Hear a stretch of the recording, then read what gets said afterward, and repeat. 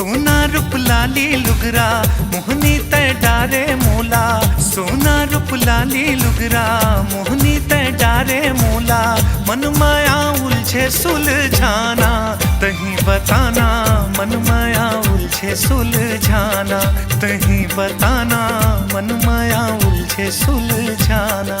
छत्तीसगढ़ी फिल्मों के सबसे कामयाब कलाकार अनुज शर्मा, बहुत दिलचस्प बातों से भरी हुई उनकी ज़िंदगी और उतनी ही दिलचस्प बातें निकल कर आई हैं इस लंबे इंटरव्यू में। इसमें हमने आपके लिए उनके बहुत से अनछुए प्रसंगों को हासिल किया है और अपनी पत्नी के लिए उनका गाया हुआ एक खास गाना भी इसी में सुनिए।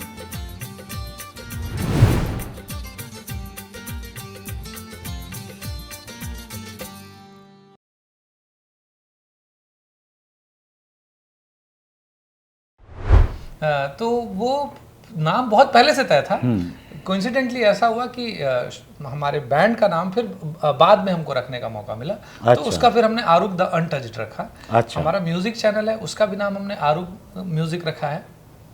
स्टूडियो का नाम भी आरुग स्टूडियो। वो इसलिए नहीं कि मेरी बेटी का नाम, हाँ। वो इसलिए कि छत्तीसगढ़ी का वर्ड है और वो मुझे बहुत प्रिय है, बहुत अच्छा लगता है इसलिए। और मेरे ख्याल से अभी इस एरा में अपने बच्चों का छत्तीसगढ़ी में नाम रखने का ट्रेंड मैंने शुरू किया। मुझे ऐसा कभी ऐसा हुआ कि कोई एक गाना आपने अपनी वाइफ को सोच के गाया हो, पत्नी को सोच के कोई गाया हो, कभी ऐसा हुआ है?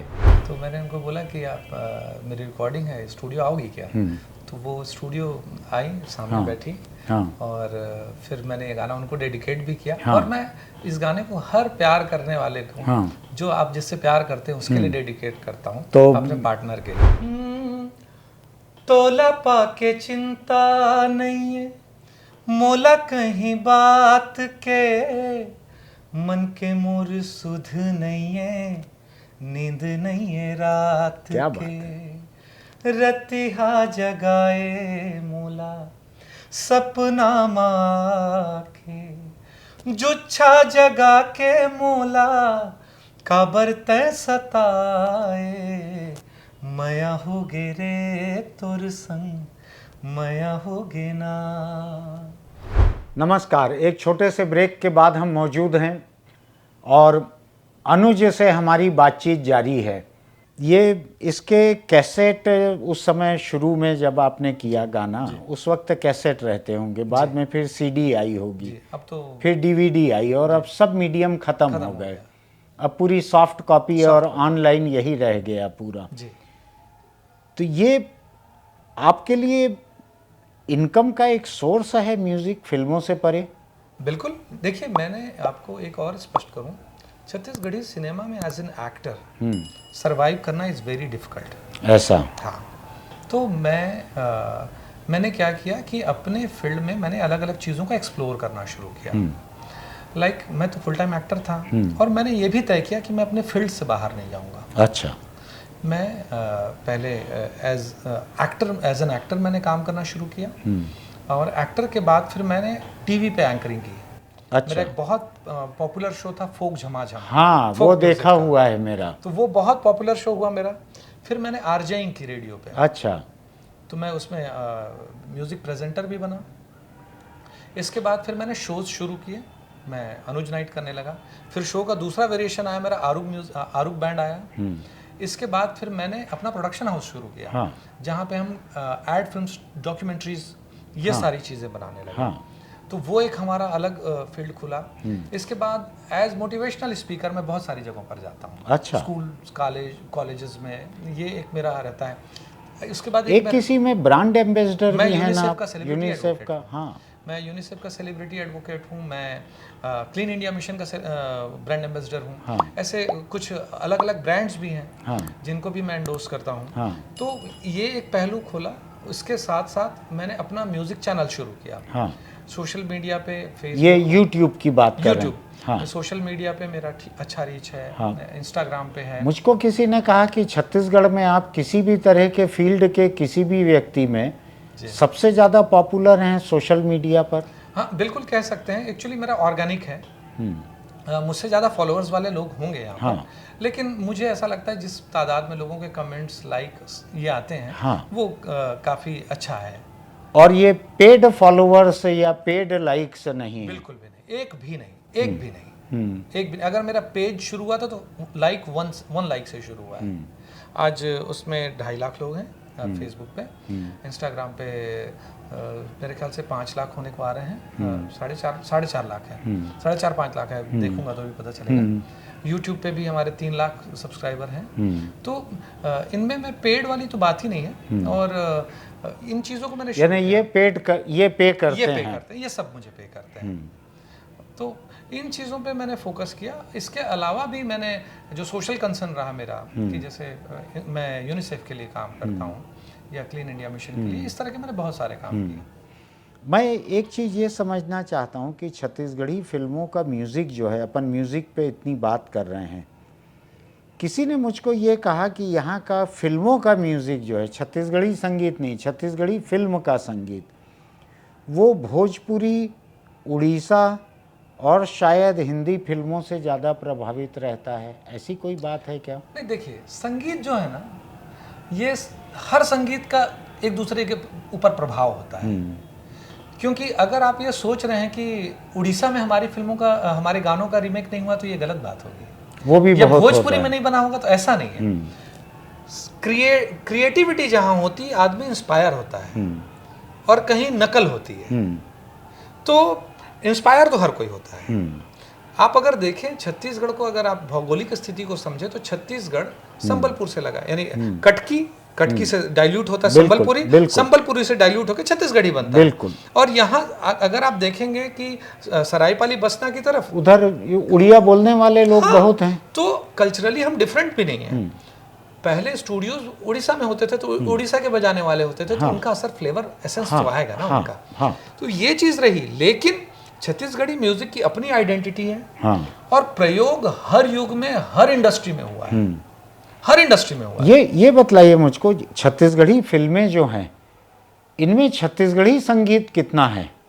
देखिए, यहाँ पे जितना हिंदी फिल्मों में हिंदी संगीत है, अच्छा, ये किसी भी रीजनल इंडस्ट्री में चले जाइए, सिनेमा की अपनी एक भाषा होती है, अपनी एक लिबर्टी होती है, जरूरत रहती है। और सिनेमा बिजनेस है।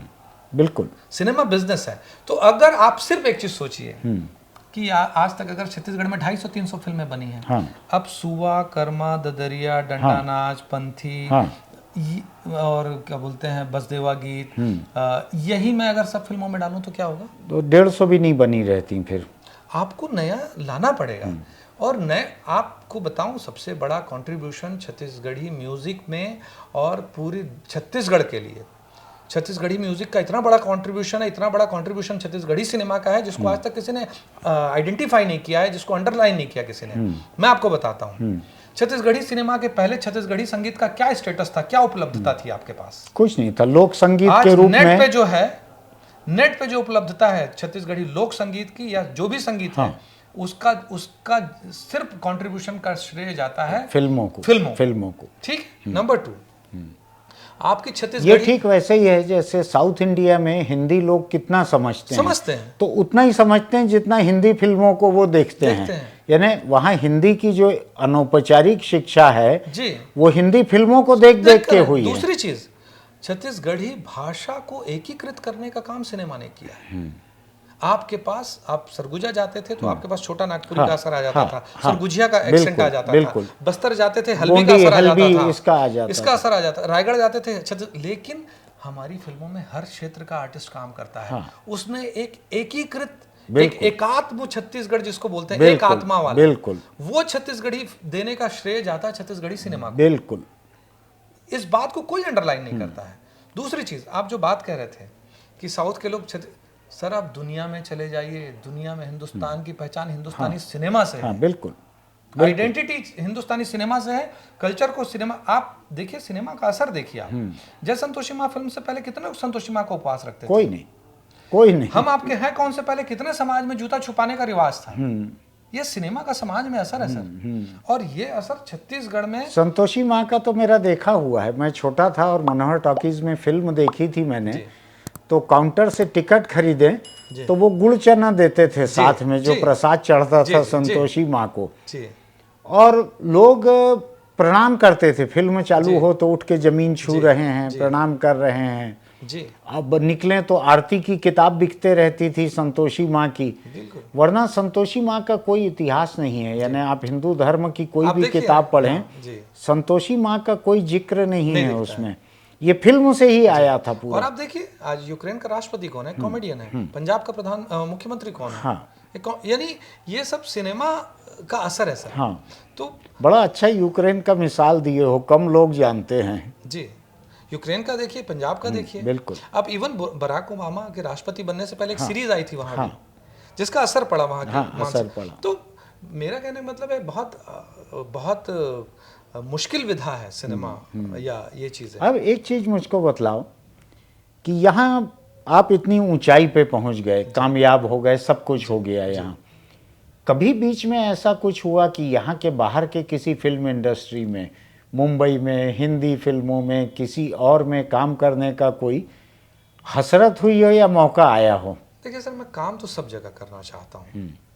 मैंने 3 भोजपुरी फिल्में भी की हैं। अच्छा। लेकिन सारी भोजपुरी फिल्मों का ऑफर मुझे रायपुर में आया है। अच्छा। कि मुझे फोन आया कि भाई आपको जाके नहीं ढूंढा? मैं जाके नहीं ढूंढा, और ढूंढ नहीं पाएंगे सर, क्योंकि यहाँ इतनी व्यस्तता रहती है कि उस व्यस्तता से आप बाहर जाएं, और घर का जोगी जोगड़ा आन गांव का सिद्ध, हम अपने गांव में सिद्ध हो गए हैं, तो इससे बड़ा स्वर्ग छत्तीसगढ़ से अच्छी जगह नहीं। और मैंने डे 1 ये डिसाइड कर लिया था कि चाहे मुझे जो भी अपॉर्चुनिटीज मिले, मैं छत्तीसगढ़ नहीं छोड़ूंगा। ये मैंने सोच के रखा था। अभी भी मुझे एक वेब सीरीज का ऑफर आया है। अच्छा। उस कैरेक्टर को मैं देख रहा हूँ, अगर वो मुझे ठीक लगेगा तो मैं करूँगा। क्योंकि देखिए, मैं उस काम को कभी नहीं करूँगा जिससे मेरे दर्शकों की भावना आहत हो। कि अभी छत्तीसगढ़ में एक वेब सीरीज की शूटिंग हुई है, कई वेब सीरीज हुई सर, लेकिन उनमें मेरी मैं काम दोस्त नहीं हैं स्वरा, तो उनका यहाँ पे स्वरा 8 एपिसोड का एक सीरीज शूट हुई है। 1-1.5 महीने यहाँ रह के शूट किया है उन्होंने।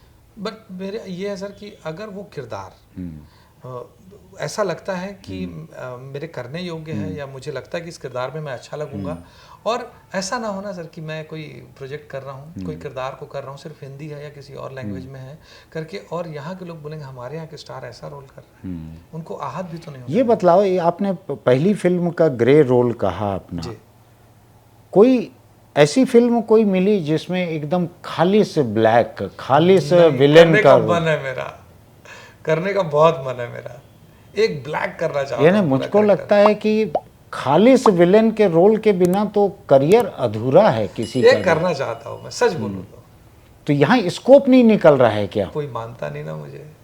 नहीं, कोई प्रोड्यूसर हिम्मत नहीं कर रहा है क्या? अभी तक तो नहीं किया किसी ने, अभी तक तो नहीं किया। मैं भी एक फिल्म करना चाहता हूँ ब्लैक, कि और बहुत डार्क ब्लैक करना चाहता हूँ, वो है मेरी ख्वाहिश। तो मैं अनुज अब ये जानना चाहता हूँ कि इतनी शोहरत, इतने प्रशंसक, इतनी फिल्मों की कामयाबी, तो मुझको किसी ने ये कहा, जिसने आपको कुछ साल पहले इंटरव्यू किया था, उन्होंने कहा कि अस्पताल में एक बच्ची भर्ती थी जो आपकी प्रशंसक थी, वो आपसे बात करना चाहती थी, तो आपने वीडियो कॉल लगा के उससे बात की थी, तो वो बच्ची जो है बहुत ही खुश थी जी।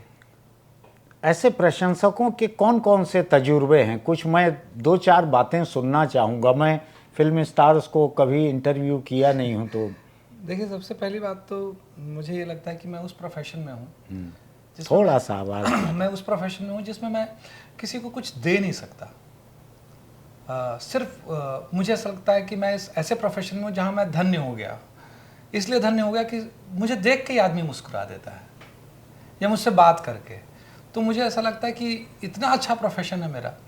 ऐसा कई बार हुआ है, मुझे तो बहुत ज़्यादा याद नहीं आ रहा, लेकिन 1-2 घटनाएं हुई। एक लड़का था जिसकी आवाज़ चली गई है यहाँ से, और वो बहुत सीरियस था, तो वो बीच में बहुत अपना ट्रीटमेंट कराने के खिलाफ हो गया था, यानी कोऑपरेट नहीं कर रहा था डॉक्टर को।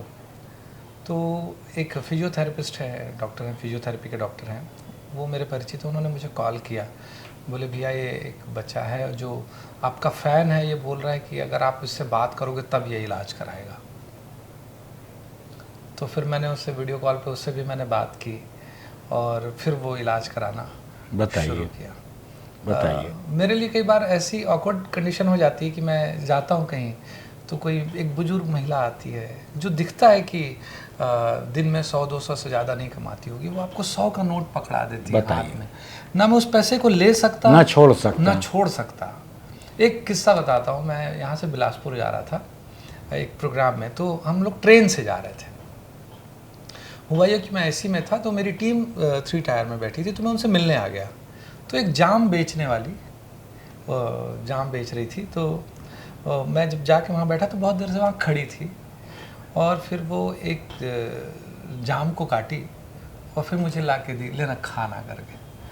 तो उसके 6 टुकड़े थे और हम 8-10 लोग थे, तो ऑब्वियस है मेरी टीम बैठी है तो मैं सबको तो ऑफर करूंगा। उसने तुरंत सेंस कर लिया कि इसके लिए बच नहीं रहा है, कम पड़ रहा है। तब तक उसने दूसरा काट दिया, अब तो खा, ऐसा बोली।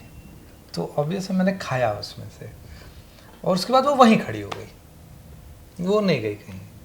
मैं देखिए क्या होता है, पैसे देके मैं उनके स्वाभिमान को ठेस भी नहीं पहुंचाना चाहता था, तो मेरे लिए बहुत अजीब सी स्थिति हो जाती है ना। मैं पैसे दे पाता हूँ और यानी बहुत, आप समझ सकते हैं उस स्थिति को।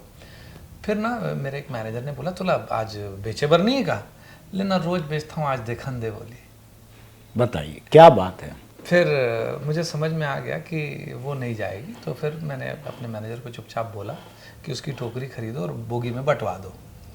वो अलग एंगल हुआ भले, लेकिन ऐसी स्थिति आती है। मैं यहाँ चौपाटी में जाता हूँ, यहाँ तेलीबांधा में या कहीं, कई स्टॉल वाले मुझसे पैसा नहीं लेते, मेरा मन करता है कि मैं वहाँ जाके खाऊं। कई मॉल्स में जाता हूँ, कई जगह जाता हूँ, तो वो लोगों का ये जो प्यार मिला ना, मुझे लगता है कि इतना सौभाग्यशाली हूँ मैं कि ऐसा प्रेम तो बहुत कम लोगों को मिलता है। बहुत सारे लोग हैं जो यानी मैं क्या क्या बताऊं, ऐसा लगता है मुझे। बस यही लगता है कि इन लोगों का इतना एहसान है, इतना कर्ज है मुझ पे, इतने प्रेम, इतने प्यार और इतने आशीर्वाद का। वही चीज मुझे लगता है, नहीं तो एक सामान्य से। ये लवण के पास गांव का कुछ बतला रहे थे हाँ, वहाँ एक मेरा फैन है अशोक केवट नाम है उसका। वो मुझसे जब भी मिलता है एक फोटो लगाता है, एक दीवार है उसके यहाँ, उस पे फोटो लगाता है और रोज वो अगरबत्ती करता है। वो है, एक भोपाल में है मेरा दुष्यंत करके, तो वो भोपाल से आता था और मेरे घर के बाहर घंटों खड़ा रहता था, और अगर मेरी गाड़ी खड़ी है देख के वो खड़ा ही रहता था। सुबह से शाम हो जाती थी, हम लोगों को पता नहीं था। और कई बार ऐसा हुआ कि मैं आउट ऑफ स्टेशन होता था तो मेरी गाड़ी घर पे खड़ी रहती थी, तो वो इस इंतज़ार में कि मैं बाहर निकलूँगा। तो ऐसा, अभी मैं एक फिल्म प्रमोट कर रहा था, तो 2 लड़कियां होलिका दहन वाले दिन रात को बिलासपुर से रायपुर स्कूटी से आ गई थी। बिलासपुर से रायपुर स्कूटी से आ गई थी फिर, और वो भी होलिका दहन वाले दिन। एक यानी मैं क्या क्या बताऊं, ऐसा लगता है यानी बहुत सारी घटना, और रोज कुछ ना कुछ जो ऐसा रहता है। तो मुझे ऐसा लगता है कि लोगों का जो प्यार है, जो प्रेम है। सोशल मीडिया पे जितने लोग कमेंट्स लिखते हैं उनको आप देख पाते हो क्या? सच बताऊं तो सब देख पाना संभव नहीं है, क्योंकि इतने होते हैं कि मैं अगर कोई पोस्ट डाला तो एक दिन में 10,000 लाइक्स, 20,000 लाइक्स, 25,000 लाइक्स, ऐसे लाइक्स है। आप एक एक जगह पे, एक एक वीडियोस में आपके 1,000, 2,000। लेकिन हमारे यहाँ लोग हैं जो देखते हैं, अगर कोई बहुत ख़ास कोई कमेंट होता है तो मैं तो वो बतलाते हैं। लेकिन ऐसा भी नहीं है कि मैं बिल्कुल नहीं देखता हूँ, मैं नज़र रखता हूँ। कभी कभी जब समय मिल जाता है तो मैं ज़रूर देखता हूँ। परिवार की क्या स्थिति है? ये काम में इतना बाहर रहना, इतना लगातार इंगेज रहना, फिल्म है, संगीत है, कार्यक्रम है, सब कुछ है, तो बहुत सारा समय परिवार से बाहर रहना होता होगा, तो वो तालमेल कैसे बैठता है?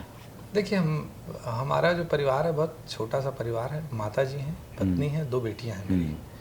तो इन लोगों को मेरा प्रोफेशन पता है। इन्हीं में से एक का नाम आरुग है जी, मेरी छोटी बेटी का नाम है, जो आपके बैंड का नाम है। हाँ, एक्चुअली आरुग वर्ड मुझे इतना अच्छा लगा कि तो ये पहले बेटी का नाम रखाया कि पहले बैंड का नाम रखाया? मैं आपको बताता हूँ। असल में हमारे यहाँ परिवार का एक ट्रैक रिकॉर्ड रहा है कि हमारे यहाँ किसी भी लड़के के यहाँ जो पहली संतान होती है वो लड़का होता है। अच्छा। तो मैंने रिकॉर्ड तोड़ा है मेरे ख्याल से 3 पीढ़ी में, यानी मेरे दादाजी के पिताजी और फिर मेरे दादाजी, फिर मेरे पिताजी, फिर हम लोग, हम भाइयों में सभी के पहला बच्चा जो है वो लड़का होता था। अच्छा। हमको लगा कि लड़का होगा, तो मेरी पत्नी ने तय करके रखा था कि बच्चे का नाम आरुग रखेंगे। बेटी हुई तो हम लोगों ने उसका नाम आरुग नहीं रखा, थोड़ा क्या बोला जाए, आरुग जो है ना लड़कों के लिए ज़्यादा सुटेबल लगता है ना दिखने में। तो बेटी हुई तो उसका नाम नहीं रखे, अनुमिता रख दिया हम लोगों ने। फिर जब हमारे यहाँ जब दूसरा मेहमान आने वाला था तो ये तय हुआ कि लड़का हुआ तो नाम आरुग होगा, और लड़की हुई तो भी नाम आरुग होगा। ठीक, ये तय हुआ, नाम तय हो गया। नाम तो तय था पहले से, तो वो नाम बहुत पहले से तय था। कोइंसिडेंटली ऐसा हुआ कि हमारे बैंड का नाम फिर बाद में हमको रखने का मौका मिला। अच्छा। तो उसका फिर हमने आरुग द अनटच्ड रखा। अच्छा। हमारा म्यूजिक चैनल है, उसका भी नाम हमने आरुग म्यूजिक रखा है। स्टूडियो का नाम भी आरुग स्टूडियो। वो इसलिए नहीं कि मेरी बेटी का नाम है, वो इसलिए कि छत्तीसगढ़ी का वर्ड है और वो मुझे बहुत प्रिय है, बहुत अच्छा लगता है इसलिए। और मेरे ख्याल से अभी इस एरा में अपने बच्चों का छत्तीसगढ़ी में नाम रखने का ट्रेंड मैंने शुरू किया, मुझे ऐसा लगता है। यानी या तो बिल्कुल ही गरीब लोग जो हैं, गांव के लोग जो हैं, वो जी दुकालू, सुकालू, बुधारू, जी, इस तरह के जो नाम रहते थे, साहित्यिक नामों में चले गए थे सब लोग। तो मुझे ऐसा लगा कि छत्तीसगढ़ी में नाम होना चाहिए बच्चे का। ऐसा जी, बड़ी अच्छी बात है। एक मैं ये समझना चाहता हूँ कि पद्मश्री आपको बहुत कम उम्र में मिल गया। जी। बहुत सारे लोग तो ऐसे हैं जो 80 साल 85 साल के हो गए हैं, अभी भी उनको मिलता है। जी। यानी कई लोग व्हील चेयर पे चल के जाते हैं, आप तो करीब करीब हाफ पैंट में जा सकते थे वहाँ इतने कम उम्र में मिला है। जी। क्या लगा पद्मश्री मिलने पे?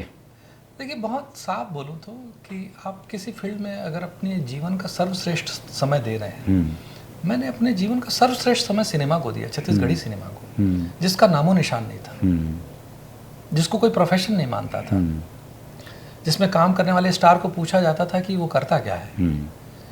उस प्रोफेशन में मैंने दिया और इसको मेरे देश की सरकार ने रिकॉग्नाइज किया, मुझे पहचाना कि ये एक फील्ड है जिसमें इस लड़के ने काम किया, इसलिए मुझे एक देश का प्रतिष्ठित सम्मान मिला। इसके लिए मैं आजीवन अपने देश का आभारी रहूँगा, देश की जनता का आभारी रहूँगा, सरकार का आभारी रहूँगा। लेकिन ये मेरे जीवन का मुकाम नहीं है, एक पड़ाव है। और इसके बाद थोड़ी जिम्मेदारियां बढ़ जाती हैं, कोशिश करूंगा और बेहतर करूंगा, और मैं कर रहा हूँ। मुझे अवार्ड मिले भी 9 साल हो गए, लेकिन इसके साथ एक कमाल की चीज़ बताता हूँ, आज तक मुझे राज्य सरकार का एक सम्मान नहीं मिला है। कोई सम्मान नहीं मिला, और 3 अलग अलग मुख्यमंत्री हो गए यहाँ। जी, मुझे आज तक इस राज्य का एक भी सम्मान नहीं मिला है। यानी और कम से कम 2 मुख्यमंत्रियों का तो मुझको मालूम है कि जिनसे आपकी जान पहचान संपर्क भी रहा। जी, जोगी जी से भी रहा, रमन सिंह से भी रहा। जी। और शायद अगर मैं गलती नहीं कर रहा हूं तो बीजेपी के लिए कभी प्रचार भी किया था क्या आपने? मैंने किया था, लेकिन कोई सम्मान के लायक उन्होंने पद्मश्री के बाद भी नहीं माना। जी नहीं, मुझे आज तक कोई राज्य सरकार का एक भी सम्मान मुझे नहीं मिला है। यानी पद्मश्री के बाद भी राज्य के सम्मान के लायक नहीं समझा गया इतने सालों में। सरकार का नजरिया है, उसमें मैं क्या टिप्पणी करूंगा। लेकिन बड़ी दिलचस्प बात आप बतला रहे हैं। मैं तो कोई सम्मान, मैं जूरी में रहा हूँ। हाँ, मैं जूरी में रहा हूँ, 2 बार मैं जूरी में रहा हूँ। बट यानी मैं आपको ये कह रहा हूँ कि सम्मान मेरे लिए एक प्रोत्साहन या एक आपको रिकॉग्नाइज किया गया। इस बात के लिए मैं ज़रूर कहूँगा कि आपको एक ऊर्जा देती है, लेकिन उसके बाद आपको काम करते रहना है। मुझे ये बतलाओ अनुज मुझको कि छत्तीसगढ़ में आपके पहले से जो लोग फिल्म में, संगीत में थे, जी, जो एक किस्म से अपने को सीनियर मानते हैं कि हम तो बहुत पहले से हैं, जी, उनको नहीं मिला था और आपको मिला पद्मश्री, तो उसमें कोई यहाँ थोड़ा हार्ट बर्निंग भी हुई थी क्या लोगों में ऐसा? देखिए सर, क्या होता है कि हम इस पे मैं कुछ नहीं बोलूँगा। एक बहुत बड़े अखबार ने ये छाप दिया था कि मुझे समाज सेवा के क्षेत्र में मिला है। अच्छा, तो यहाँ पर क्या अवेयरनेस की कमी है सर? जो लोग अवेयर होते हैं, जो लोग लिखते पढ़ते हैं, जानकारी इकट्ठा करते हैं, उन लोगों के साथ ऐसा नहीं होता है। मुझे ऐसा लगता है कि लोगों को अपने भाई देखिए, किसी चीज़ के लिए कोई किसी को नहीं रोकता है सर। आप अपना काम करते रहिए। मैं किसी अवार्ड के लिए काम नहीं करता हूँ, मैं काम करता हूँ इसलिए अवार्ड मिलता है। बिल्कुल, उसमें क्या शक। हाँ, और मैंने कभी किसी अवार्ड के लिए काम भी नहीं किया। और मुझे लगता है आप काम करते रहिए। वो मैं एक ही लाइन मैं जीवन में हर जगह कहता हूँ, हर बार कहता हूँ, खुसरो दरिया प्रेम का वाकी उल्टी धार, बिल्कुल, जो उबरा सो डूब गया, जो डूबा सो पार। बिल्कुल। तो मुझे इस बात से कोई फर्क नहीं पड़ता सर। एक लाइन और अच्छे से याद रखता हूँ, कुछ तो लोग कहेंगे लोगों का काम है कहना, छोड़ो बेकार की बातों में कहीं बीत न जाए रहना। ये आपने दो चीज़ें सुनाई, मुझको एक बात और लग रही है जो मैं पहले से सोच के रखा था। कोई सवाल मैंने नहीं सोचा था इस बातचीत में क्या सवाल करना है जी, लेकिन एक बात मैंने सोच के रखी थी कि आप फिल्मों में इतने रोमांटिक रोल किए। किसी ने मुझको कहा कि एक वक्त आपको चॉकलेटी हीरो की तरह छत्तीसगढ़ी फिल्मों में रोल मिलते थे और आपने किए वैसे किरदार। आप गाते हैं जी, और आपका मिजाज बहुत अच्छा है, पॉजिटिव रोल करते हैं। जी। कभी ऐसा हुआ कि कोई एक गाना आपने अपनी वाइफ को सोच के गाया हो, पत्नी को सोच के कोई गाया हो, कभी ऐसा हुआ है? सर इसको पूरा छत्तीसगढ़ जानता है। हाँ। हुआ ये था कि हमारी शादी नहीं हुई थी, तो मैं गाने की रिकॉर्डिंग में जाने वाला था। हाँ। तो मैंने अपनी वाइफ को फ़ोन किया, तब मेरी वाइफ नहीं थी। लेकिन उनसे शादी की बात चल रही थी, बात चल रही थी। तो मैंने उनसे कहा कि भाई, लेकिन बात पक्की नहीं हुई थी। बात पक्की हो गई थी। अच्छा। बात सगाई हो गई थी शायद। अच्छा। तो मैंने उनको बोला कि आप मेरी रिकॉर्डिंग है, स्टूडियो आओगी क्या? तो वो स्टूडियो आई, सामने बैठी। और फिर मैंने ये गाना उनको डेडिकेट भी किया। और मैं इस गाने को हर प्यार करने वाले को, जो आप जिससे प्यार करते हैं उसके लिए डेडिकेट करता हूँ, तो अपने पार्टनर के लिए। तो हम लोग सुन सकते हैं क्या अनुज वो गाना? तोला पाके चिंता नहीं है मोला कहीं बात के, मन के मोर सुध नहीं है, नींद नहीं है रात के, रतिहा जगाए मोला सपना माके, जुच्छा जगा के मोला काबर तय सताए, मया हो गे रे तोर संग, मया हो गे ना, मया हो गे रे तोर संग, मया हो गे ना, पहली नजर माँ गोरी जादू चलाए, एक झलक माँ मोला दीवाना बनाए, मया हो गे रे तोर संग, मया हो गे ना, मया हो गे रे तोर संग, मया हो गे ना। क्या बात है, बहुत खूबसूरत, बहुत ही खूबसूरत। शब्द भी बहुत अच्छे, मतलब भी बहुत अच्छा, और गाना तो आपका बहुत अच्छा है ही। तो स्मिता की क्या प्रतिक्रिया थी इसको सुन के?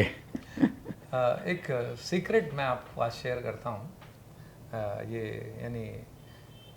ये जब हमारी शादी हुई उसके पहली सालगिरह पे मेरी पत्नी ने मुझे बहुत एक अमूल्य उपहार दिया था। अच्छा। उसने हम लोगों की जो कहानी है, उसको एक हैंड रिटन किताब बनाई। अच्छा। हैंड रिटन किताब। अच्छा। The only copy. Only copy, the only copy. और हैंड रिटन किताब बनाई उन्होंने, और मुझे बिना पता चले उस पूरी किताब को लिखी। ऐसा? हाँ, यानी मैं जब सो जाता था तो रात में फिर उठती थी और फिर किताब लिखती थी। अच्छा। मुझे पता ही नहीं चला, यानी कंप्लीट होने के पहले नहीं पता लगने मुझे जब मिला तब मुझे पता चला। ऐसा? उस किताब का नाम है मया हो गे रे। ऐसा? जी। ये इसी गाने को जो सुना था उन्होंने रूबरू बैठकर, और स्मिता को देखते हुए गाया था तुमने ये गाना। तो उन्होंने फिर वो किताब मुझे गिफ्ट की। क्या बात है, बड़ी बड़ी बड़ी सुंदर कहानी है ये। बहुत ही सुंदर कहानी है। ये बात मैंने पहली बार कैमरे के सामने कही, आपने छेड़ दिया। तो वो किताब है अभी मेरे पास है, तो उसकी कुछ तस्वीरें हम लोग देखेंगे। बिल्कुल बिल्कुल देखेंगे, बिल्कुल। है ना, क्योंकि इतना रोमांटिक कम सुनने मिलता है।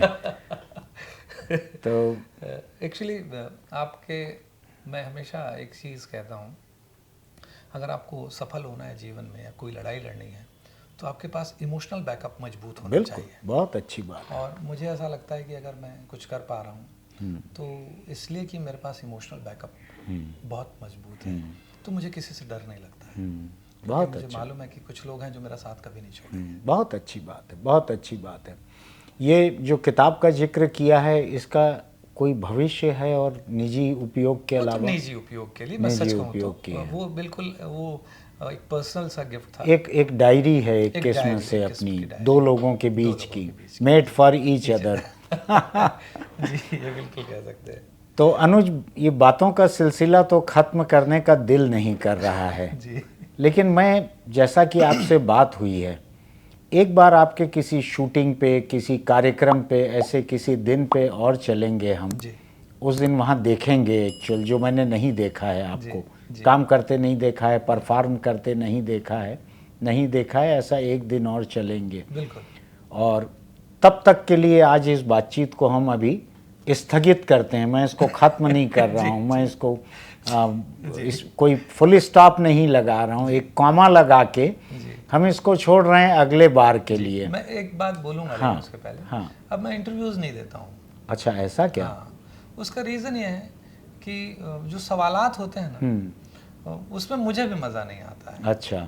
लेकिन आपने जब कहा तो आपने देखा होगा मैंने ना नानुकुर कुछ भी नहीं किया। हाँ। एक्चुअली इंटरव्यू हम लोग तय नहीं करते। इंटरव्यू कैसा होगा ये इंटरव्यू लेने वाला तय करता है। हाँ। तो ये मुझे भी अच्छा लगा। नहीं, लेकिन मैंने बिल्कुल तय नहीं किया। मैं तो बिना सवालों के बैठा। मुझको छत्तीसगढ़ी फिल्मों की बहुत ज़्यादा जानकारी नहीं है। मैं एक बहुत ही हंसमुख और अच्छे इंसान के रूप में तुमको जानता हूँ, कलाकार के रूप में तुम्हारा परफॉर्मेंस मेरा देखा हुआ नहीं है। तो मैं एक बिल्कुल ही अनपढ़ की तरह मैं इस किताब को पढ़ रहा था इतनी देर से। अब आई डोंट नो आपको इंटरेस्ट आया नहीं आया। नहीं, बहुत अच्छी बातचीत हुई है और आप चाहे ना देते हो इंटरव्यू, लेकिन हम लोग एक बार फिर बैठेंगे। डेफिनेटली बैठेंगे। तो आज की इस बातचीत के लिए मैं अनुज का बहुत शुक्रगुजार हूं, जिन्होंने मेरे एक बार कहने पर रायपुर लौटते ही समय निकाल कर यहाँ वो आए और एक बहुत ही अंतरंग और बहुत अच्छी बातचीत हुई है। मुझको उनसे नाउम्मीदी कोई नहीं थी, लेकिन मुझको अंदाज़ नहीं था कि ये बातचीत इतनी अच्छी भी हो सकती है और आप लोगों तक ये पहुँचेगी तो और पता लगेगा। तो हम लोग फिर मिलेंगे किसी दिन अनुज के साथ, किसी कार्यक्रम में, किसी जगह जाकर देखेंगे। तब तक के लिए आप लोगों का बहुत शुक्रिया और आप देखते रहिएगा हमारा कार्यक्रम इसी तरह। हम फिर आपसे किसी और शख्सियत के साथ मिलेंगे। अनुज के बाद किसी और को ढूंढना मुश्किल होगा, लेकिन ज़िंदगी ऐसे ही चलती है, तो हम किसी और को ढूंढकर किसी के साथ आपके सामने फिर रहेंगे। बहुत बहुत नमस्कार।